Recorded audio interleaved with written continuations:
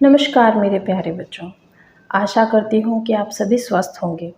हमने कल एक पाठ पढ़ा था जिसमें हमने विविधता के बारे में समझा।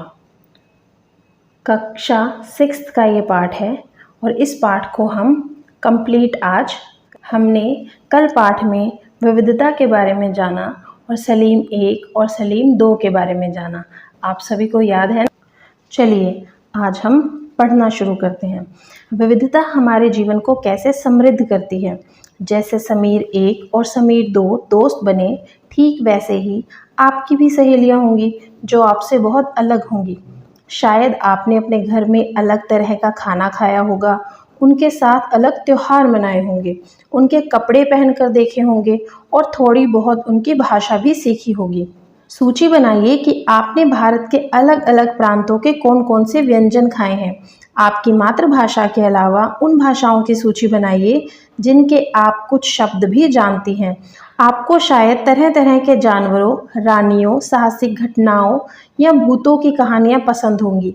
संभव है कि आपको खुद कहानी बनाना भी पसंद होगा। एक अच्छी कहानी पढ़ने से हमेशा खुशी मिलती है। उसको पढ़कर और ज़्यादा कहानियाँ बनाने के लिए नए नए विचार मिलते हैं। जो लोग कहानियाँ लिखते हैं वे विभिन्न स्रोतों, किताबों, वास्तविक जीवन और कल्पना से प्रेरणा लेते हैं। कुछ लोग जंगल में जानवरों के नज़दीक रहे और उन्होंने जानवरों की दोस्ती व लड़ाइयों के बारे में कहानियाँ लिखी। कुछ अन्य लोगों ने राजा रानियों के वृत्तांत पढ़कर प्यार और सम्मान के किस्से लिखे। कुछ ने अपने बचपन की यादों में गोते लगाए। स्कूल और दोस्तों की मधुर यादों से निकलकर कुछ साहस की कहानियाँ लिखी।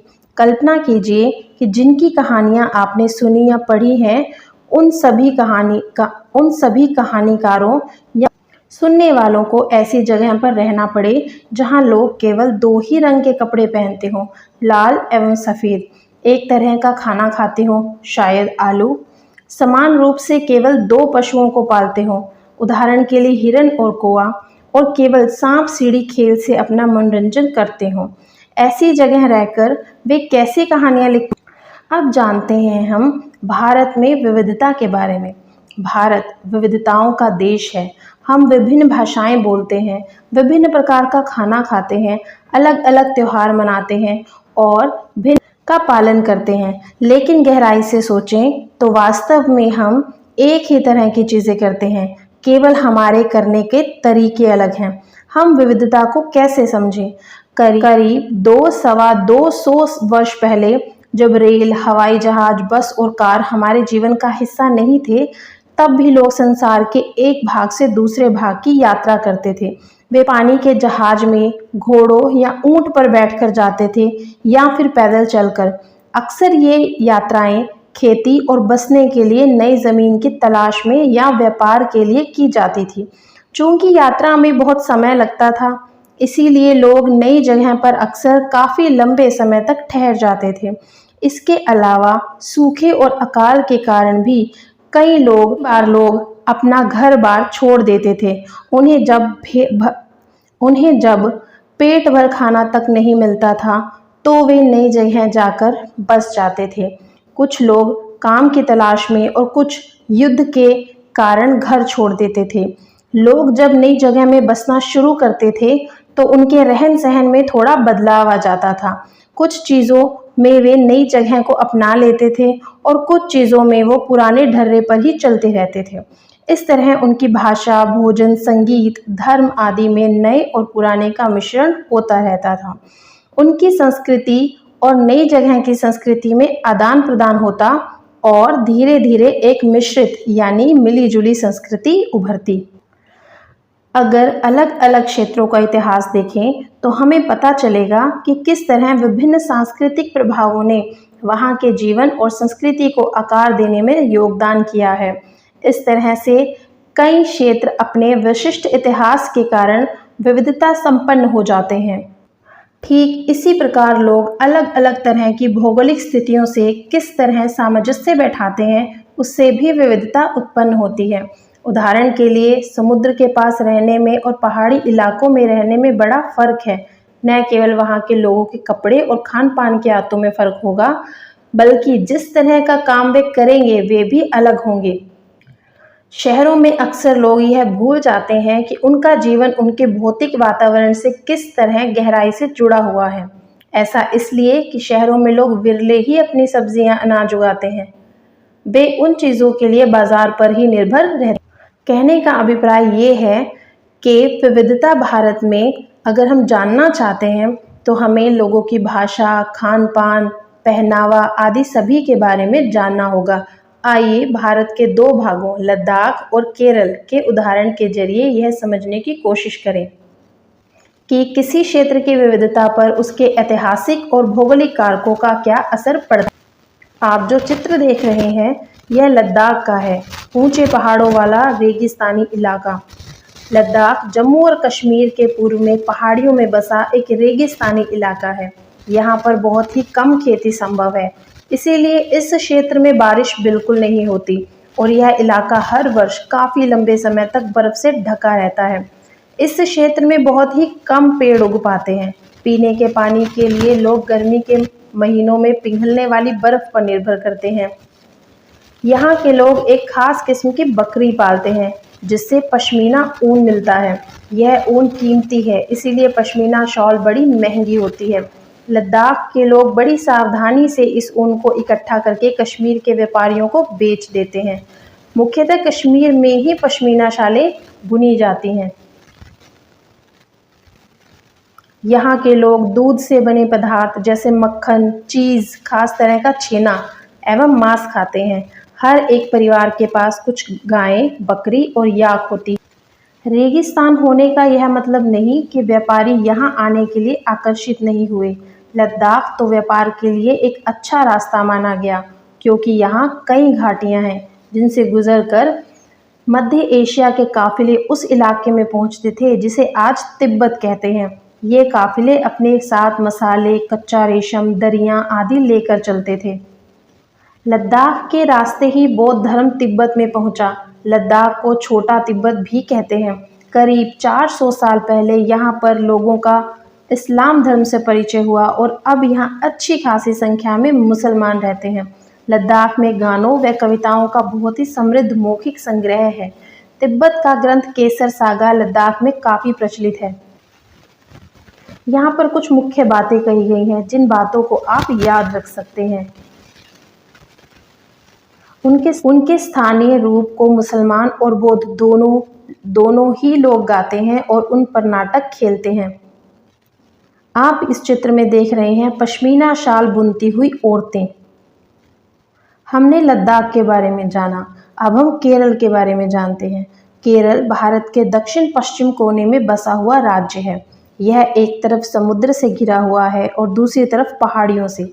इन पहाड़ियों पर विविध प्रकार के मसाले जैसे काली मिर्च, लौंग, इलायची आदि उगाए जाते हैं। आप इन प्रश्नों का अभ्यास कर सकते हैं। ये सभी प्रश्न अधिकतर हमारे प्रतियोगी परीक्षाओं में हमारे लिए उपयोगी होते हैं। इन मसालों के कारण यह क्षेत्र व्यापारियों के लिए बहुत ही आकर्षक बना। सबसे पहले अरबी एवं यहूदी व्यापारी केरल आए। ऐसा माना जाता है कि ईसा मसीह के धर्मदूत संत थॉमस लगभग 2000 साल पहले यहाँ आए। भारत में ईसाई धर्म लाने का श्रेय उन्हीं को जाता है। अरब से कई व्यापारी यहाँ आकर बस गए। इब्न बतूता ने जो करीब 700 साल पहले यहाँ आया, अपने यात्रा वृतांत में मुसलमानों के जीवन का विवरण देते हुए लिखा है कि मुसलमान समुदाय की यहाँ बड़ी इज्जत थी। यहाँ पर जो आप तस्वीर देख रहे हैं यह तस्वीर है मछली पकड़ने का चीनी जाल। वास्को डी गामा पानी के जहाज से यहाँ पहुँचे तो पुर्तगालियों ने यूरोप से भारत तक का समुद्री रास्ता जाना। इन सभी ऐतिहासिक प्रभावों के कारण केरल के लोग विभिन्न धर्मों का पालन करते हैं जिनमें यहूदी, इस्लाम, ईसाई, हिंदू और बौद्ध धर्म शामिल है। चीनी के व्यापारी भी केरल आए।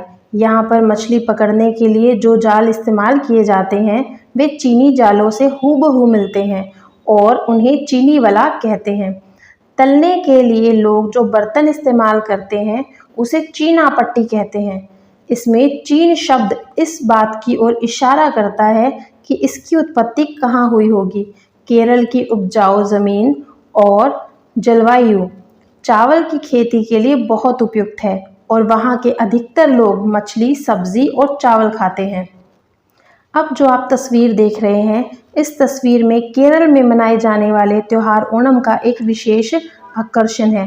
यह है नाव प्रतियोगिता, जो केरल में ओणम के त्योहार पर मनाई जाती है। आइए अब हम जानते हैं, जहां केरल और लद्दाख की भौगोलिक स्थितियां एक दूसरे से बिल्कुल अलग हैं, वहीं हम यह भी देखते हैं कि दोनों क्षेत्रों के इतिहास में एक ही प्रकार के सांस्कृतिक प्रभाव हैं। दोनों ही क्षेत्रों को चीन और अरब से आने वाले व्यापारियों ने प्रभावित किया। जहां केरल की भौगोलिक स्थिति ने मसालों की खेती संभव बनाई, वहीं लद्दाख की विशेष भौगोलिक स्थिति और ऊन ने व्यापारियों को अपनी ओर खींचा। इस तरह पता चलता है कि किसी भी क्षेत्र के सांस्कृतिक जीवन का उनके इतिहास और भूगोल से प्राय गहरा रिश्ता है। विविध संस्कृतियों का प्रभाव केवल बीते हुए कल की बात नहीं है। हमारे वर्तमान जीवन का आधार ही काम के लिए एक जगह से दूसरी जगह पर जाना है। हर एक कदम के साथ हमारे सांस्कृतिक रीति रिवाज और जीने का तरीका धीरे धीरे उस नए क्षेत्र का हिस्सा बन जाते हैं और जहां हम पहुंचते हैं, ठीक इसी तरह अपने पड़ोस में हम अलग अलग समुदायों के लोगों के साथ रहते हैं। अपने रोज़मर्रा के जीवन में हम मिलजुल कर काम करते हैं और एक दूसरे के रीति रिवाज और परंपराओं में घुल मिल जाते हैं। विविधता में एकता। भारत की विविधता या अनेकता को उसकी ताकत का स्रोत माना गया है। जब अंग्रेजों का भारत पर राज था, तो विभिन्न धर्म, भाषा और क्षेत्र की महिलाएं और पुरुषों ने अंग्रेजों के खिलाफ मिलकर लड़ाई लड़ी। भारत के स्वतंत्रता संग्राम में अलग अलग परिवेशों के लोग शामिल थे। उन्होंने एकजुट होकर आंदोलन किया, इकट्ठे जेल गए और अंग्रेजों का अलग अलग तरीकों से विरोध किया। अंग्रेजों ने सोचा कि वे भारत के लोगों में फूट डाल सकते हैं, क्योंकि उनमें काफ़ी विविधताएं हैं और इस तरह उनका राज चलता रहेगा। मगर लोगों ने दिखला दिया कि वे एक दूसरे से चाहे कितने भी भिन्न हो, अंग्रेजों के खिलाफ लड़ी जाने वाली लड़ाई में वे सब एक थे। यह जो तस्वीर आप देख रहे हैं, इस तस्वीर में स्वतंत्रता दिवस के अवसर पर भाषण देते हुए पंडित नेहरू दिखा। यह गीत अमृतसर में हुए जलियांवाला बाग हत्याकांड के बाद गाया जाता था। इस हत्याकांड में एक ब्रिटिश जनरल ने उन शांति प्रिय निहत्थे लोगों पर खुलेआम गोलियां चलवा दी थी, जो बाग में इकट्ठे होकर सभा। महिला, पुरुष, हिंदू, मुसलमान एवं सिख, कितने सारे लोग थे जो अंग्रेजों की पक्षपातपूर्ण नीति का विरोध करने के लिए जमा हुए थे। उनमें से बहुत लोगों की जानें गई और उससे भी ज़्यादा घायल हुए। यह गीत उन्हीं शहीदों की याद में गाया गया था। आइए इस गीत को पढ़ते हैं। दिन खून के हमारे प्यारे भूल न जाना, खुशियों में अपनी हम पर आंसू बहा के जाना। सयाद ने हमारे चुन चुन के फूल तोड़े हैं, वीरान इस चमन में कोई गुल खिला के जाना। दिन खून के हमारे प्यारे भूल न जाना। गोली खा के सोए जलियांवाला बाग में हम, सूनी पड़ी कब्र पर दिया जला के जाना। हिंदू और मुसलमानों की होती है आज होली, बहते हैं एक रंग में दामन भिगो के जाना। दिन खून के हमारे प्यारे भूल न, कुछ जेल में पड़े हैं, कुछ कब्र में गड़े हैं, दो बूंद आंसू उन पर प्यारे बहा के जाना। दिन खून के हमारे प्यारे भूल न जाना। स्वतंत्रता संग्राम के दौरान उभरे गीत और चिन्ह विविधता के प्रति हमारा विश्वास बनाए रखते हैं। क्या आप भारतीय झंडे की कहानी जानती हैं? स्वतंत्रता संग्राम के दौरान ही भारत के झंडे की परिकल्पना की गई थी। इस झंडे को सारे भारत में लोगों ने अंग्रेजों के खिलाफ इस्तेमाल किया था। जवाहरलाल नेहरू ने अपनी किताब भारत की खोज में लिखा कि भारतीय एकता कोई बाहर से थोपी हुई चीज़ नहीं है, बल्कि यह बहुत ही गहरी है, जिसके अंदर अलग अलग तरह के विश्वास और प्रथाओं को स्वीकार करने की भावना है। इसमें विविधता को पहचानना और प्रोत्साहित किया जाता है। यह नेहरू ही थे जिन्होंने भारत की विविधता का वर्णन करते हुए अनेकता में एकता का विचार हमें दिया। रविंद्रनाथ टैगोर द्वारा रचित हमारा राष्ट्रगान भी हमारी एकता की ही एक अभिव्यक्ति है। राष्ट्रगान किस तरह से एकता का वर्णन करता है, इसे अपने शब्दों में लिखिए। हमने पाठ पढ़ा विविधता की समझ।